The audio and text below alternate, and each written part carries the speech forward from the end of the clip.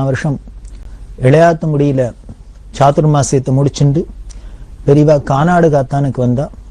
கானாடு காத்தானுக்கு வரத்தே sir MCT Muthiah Chettiar அவர்கள் ரொம்ப பெரிய வரவேற்பு கொடுத்தார்.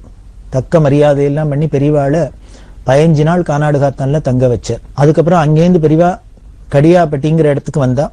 இந்த கடியாப்பட்டியில தீனா முத்தையா செட்டியார்ங்கிற பக்தர் அவருக்கு தர்மபூஷணம் அப்படிங்கிற பட்டத்தை கொடுத்தா.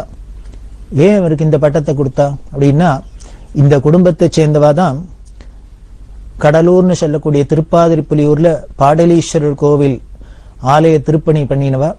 அதே மாதிரி திருவண்ணாமலையில வெள்ளி ரதம் பண்ணி அருணாச்சலேஸ்வருக்கு காணிக்கை செலுத்தினவா. இப்படி ரொம்ப பெரிய சிவகைங்கரெல்லாம் பண்ணி இருக்கிறதுனால அவளுக்கு தர்மபூஷணம் அப்படிங்கிற பட்டத்தை பெரியவா கொடுத்தா. அப்படி இருக்கிறதே